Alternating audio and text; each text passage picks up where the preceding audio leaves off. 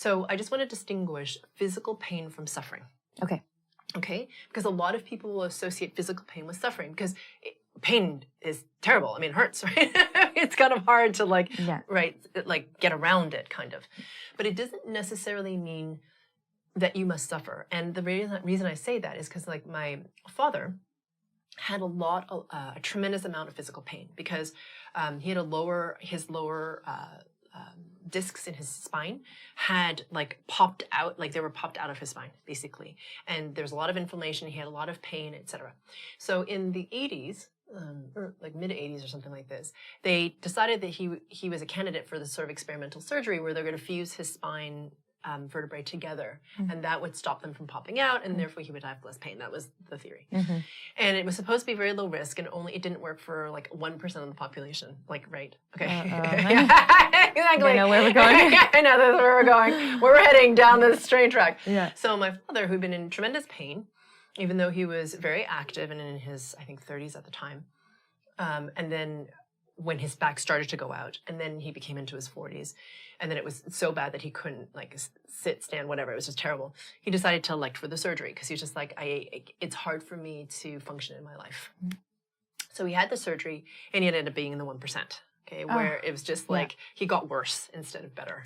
It sucked. So his whole experience of his life was framed through the lens of how can I move past this physical pain?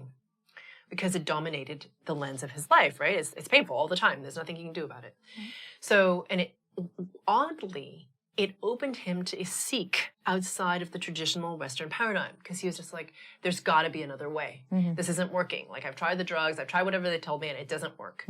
So that's when he started to open up to meditation. That's when he started opening up to things like yoga, like the things like, you know, his diet started to change. It was just interesting, right? Because he was seeking. He was like, how is it possible for me to transcend this? So do you see it? So for him, it wasn't about suffering. It's like a challenge to transcend. He's like, how do I transcend this? And I'm not saying he was like a glorious person and like an angel the whole time. Like my dad was kind of crunchy in many ways. He had a hot temper.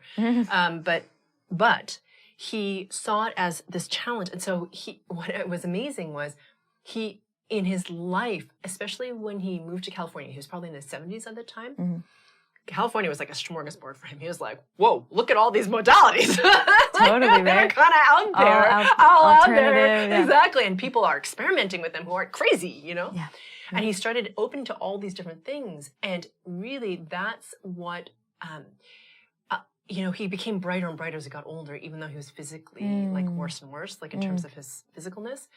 But he didn't suffer. Does that make sense? I'm not saying he didn't experience physical pain, because he did. And quite a lot of it. But for him, what that opened for him was an expansion of his spirit. Now, I'm not saying in any way that you have to suffer in order to expand your like your experience on the spirit level or to raise your frequency resonance. It is not required, okay? So let me just put that really clearly, because there's a lot of religious and weird, like spiritual stuff which says you must suffer. It's more noble, and therefore you will ascend more if you suffer. I'm like, no, that's not required. And for my dad, it drove his seeking. You know what I mean? His trying to resolve that for himself gave him the fuel to start to seek, which is the thing that ultimately caused his awakening before he died. Perfect. And so I just want to distinguish those two things because they're not necessarily intertwined.